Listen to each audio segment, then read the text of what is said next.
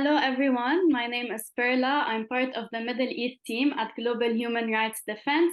I'm joined today by Manal Makkieh, the founder of Kayani for Palestinian Females Project, which is based in Beirut, Lebanon. Manal, first of all, thank you for taking the time to answer a few questions for GHRTV. Can you start by telling us a bit more about yourself? Thank you so much, Perla, for the invitation. I'm really glad to be part of this. My name is Manal Makkieh. I am a Palestinian social worker. I was born and raised in a refugee camp in Lebanon. I studied the Bachelor of Social Work and Community Development at the Lebanese American University. And then I did my master's in social work, family and children in the Scandinavian countries in Europe. And Manal, can you tell us a bit more about the Kayani for Palestinian Females project, your activities, and what inspired you to start it? Yeah, so in 2019, I graduated from LEU, but back then I was doing my capstone about refugee women who are ex-prisoners and who were previously incarcerated. So I was so interested to see why women go back to prison. What were the factors that triggered them to go back to prison? So what I did, I focused on Palestinian refugee women who are based in refugee camps. And that actually enthused me to come up with some work in order to support them, such as rehabilitation work, any kind of support. Since I was born in the refugee camp and I really wanted to contribute in any way, so that inspired me to come up with Kayani Project in Washington, D.C., where I got the training from really inspiring instructors and trainers in the university about how to come up with an organization, how to run it and manage projects. So I spent around a month and a half in the US, and then I came back. I started like with no budget, no money, but I really wanted to do something. I had the idea about making a change in the refugee community. So I started to partner with local organizations based in multiple refugee camps in Lebanon, not only in Beirut, but across the whole country.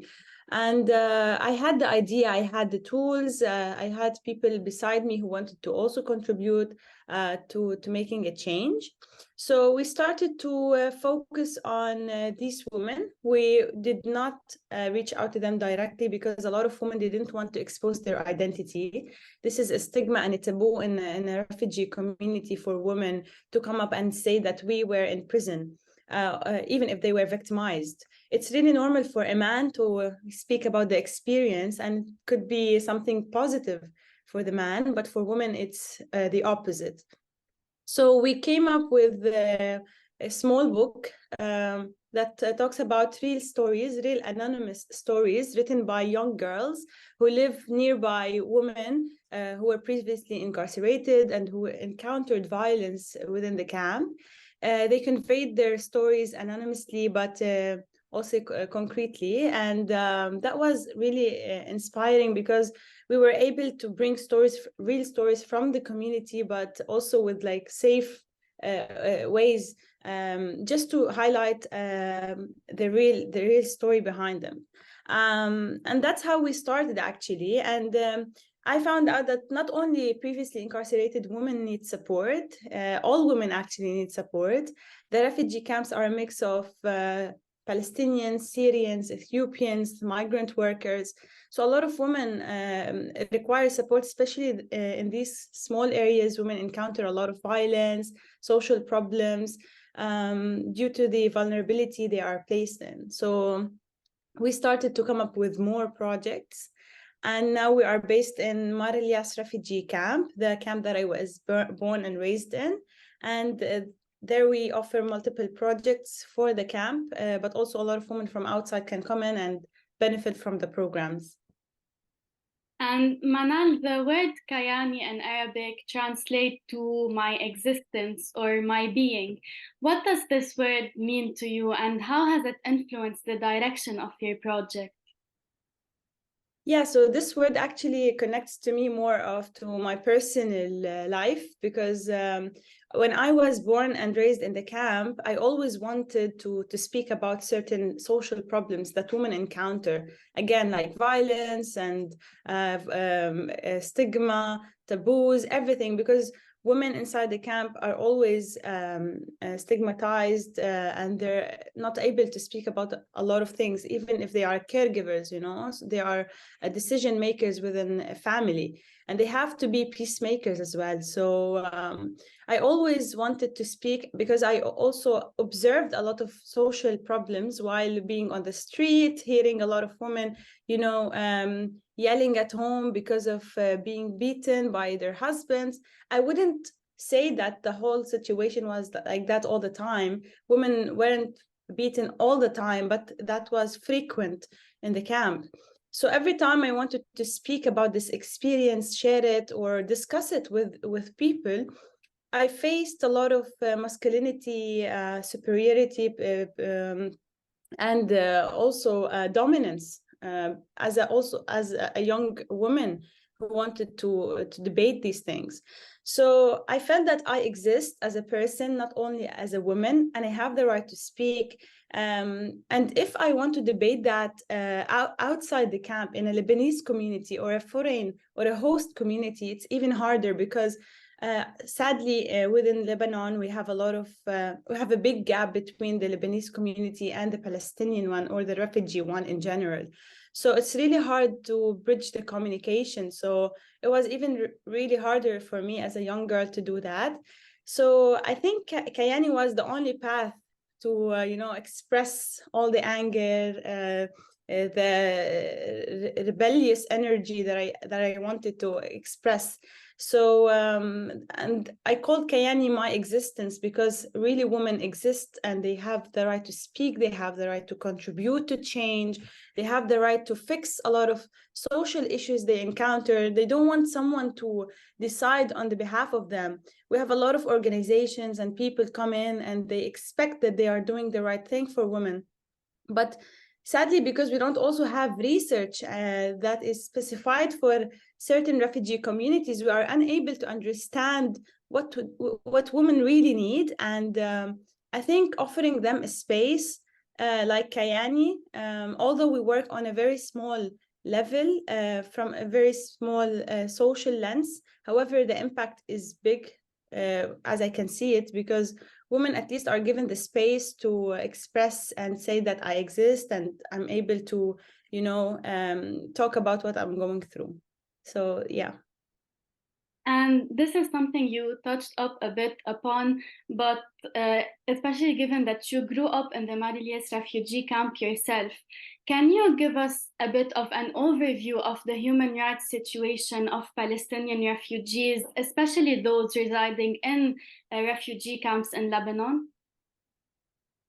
Yeah, for sure. So Palestinians who came in 1948 and even in the 60s, those who came in the 60s even encountered worse situation. But speaking about those who came in the 80s, which were my grandparents, until today, we are unable to practice a lot of human rights within the country.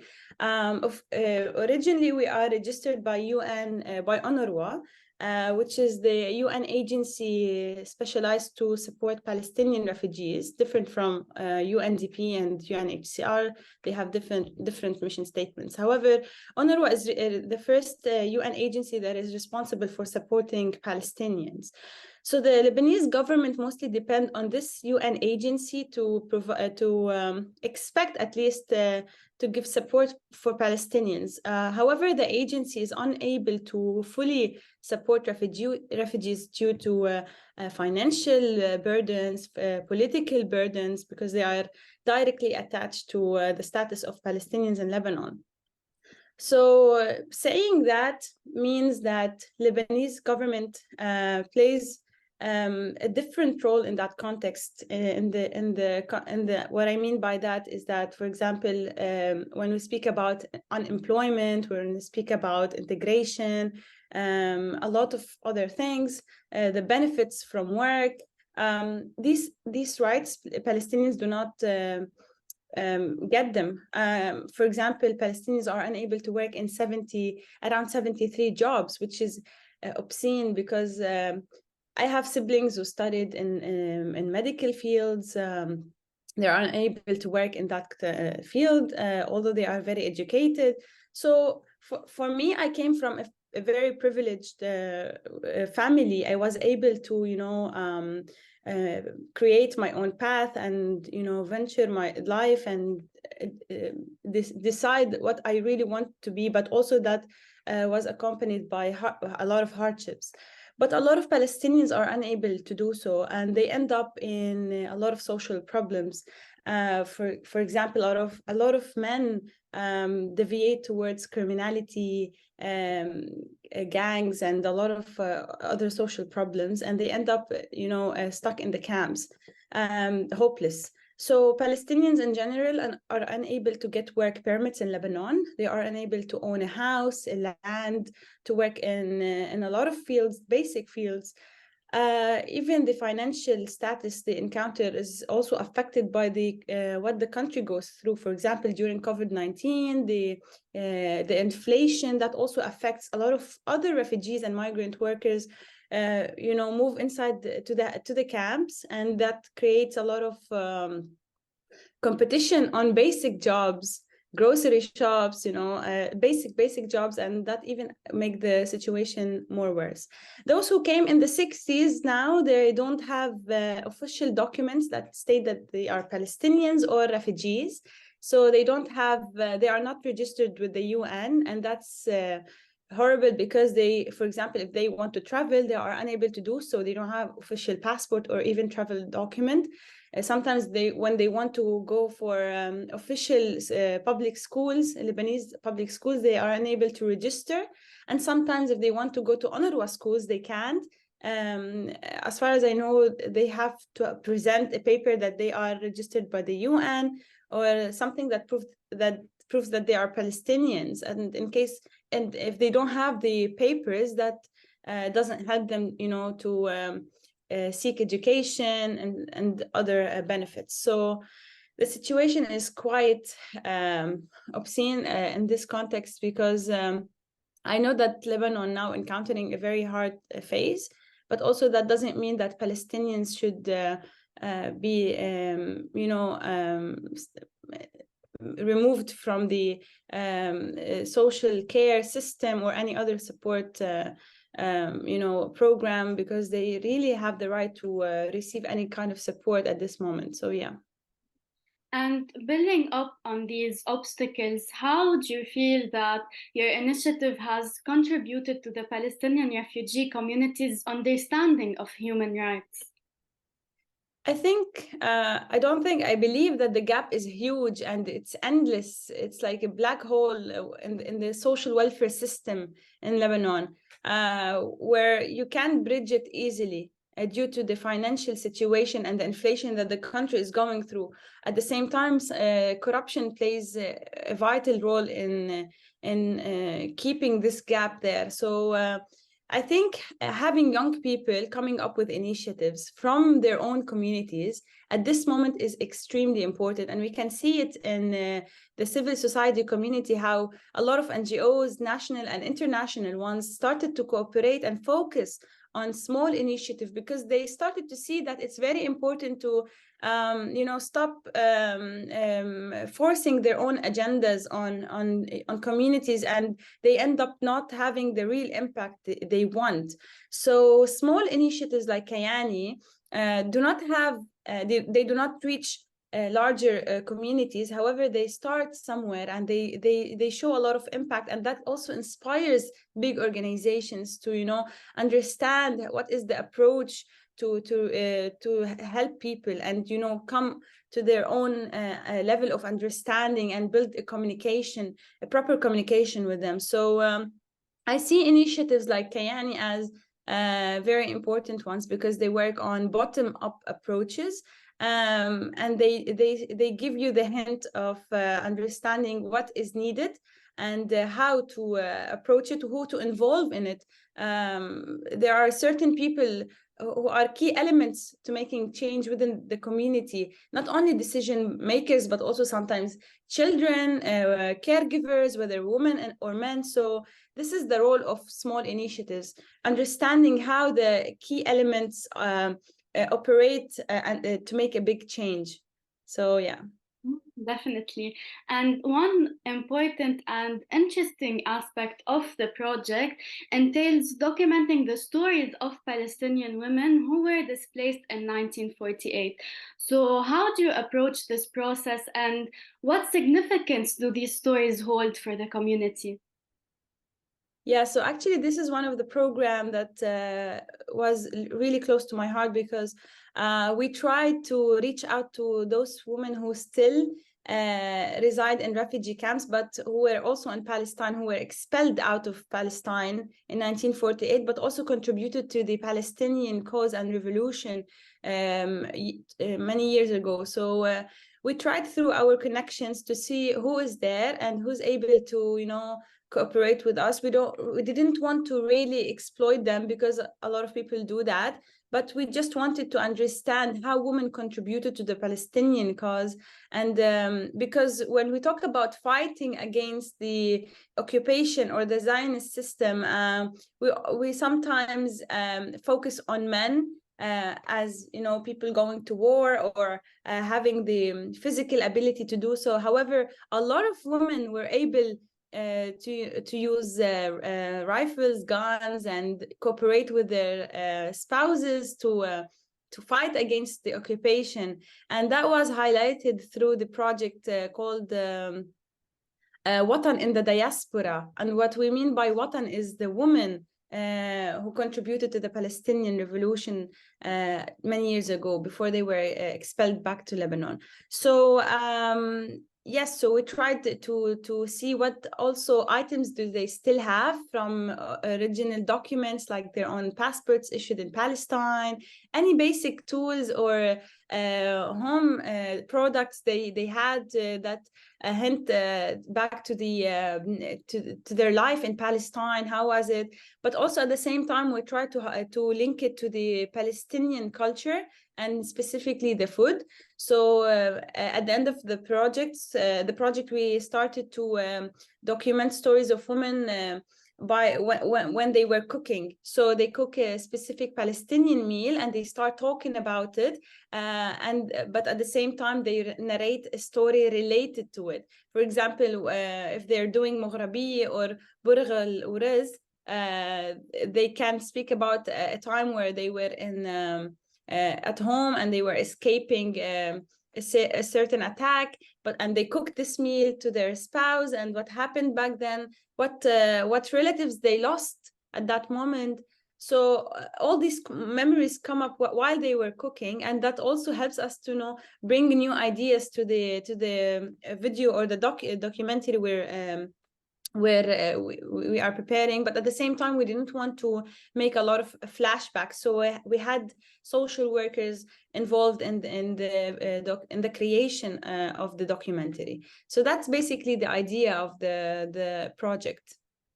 And Manal, what are some challenges that you have faced or that you are still facing as a female Palestinian refugee and a human rights defender in Lebanon?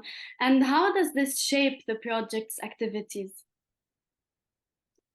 I think it's very hard at the first place when you are a woman and you are young. I see myself still as a young person. I'm just 25 and I have a lot of vision. I really want to make a lot of change, but it's really hard if you are young. And if I moved myself, I moved out of the camp at a very young age when I was in grade 10. However, I'm still entirely attached to the camp. I still go and visit, but people sometimes see you as a foreigner when you move out, and that's an obstacle. When people detach you from their own community, however, you still feel that you belong there. That doesn't mean that I don't understand what they go through. I still try my best to be on the field and build trust with the people. However, if I'm not based there fully, that's the first obstacle beside being a young person. And when I say that, that also hints to when we're speaking about the table of decision making. When I was very young, I was seeing things from a child residing in the camp, but now I'm seeing it from the lens of being a decision maker on the table with the old people who were also running a lot of projects inside the camp while I was young. So now I'm sitting with them on the same table, I'm giving them ideas. And sometimes it's hard for them to accept that, because it's a certain point, it's hard to trust a young person. But to me, I see it as a very important element, because people who encounter experiences, they have a lot of ideas to make a change. So and that's what I try to bring to the table of decision making as a young person. Also adding to that, my education as a social worker helps a lot. I traveled around the world. I met very inspiring people, refugees from other side of the world, and from Kenya, a lot of countries also in Africa, and even in Central America and other countries. So that inspired me a lot. I tried to bring a lot of programs to the camp, but at a certain point, again, speaking about the decision makers, it's hard for them to accept that I'm introducing certain programs, new programs, because they are used to a specific way of providing support or social welfare, small social welfare system, based for the refugee camps. But also, if we keep on, providing people from the same support system, designed for them, it doesn't help all the time, because communities are changing now. People come in and they move outside the camp, so the need changes with time, and we have to understand this change.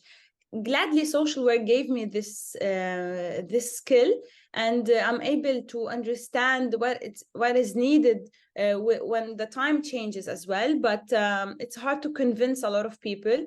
That doesn't mean I will give up. I will keep on trying for sure, but also that requires a lot of patience, a lot of self-education, self-awareness, in order to reach the final goal. And Manal, my last question for you is, what is your message to Palestinian refugees today? I have a lot of messages actually, but I would say that Palestinians should never give up on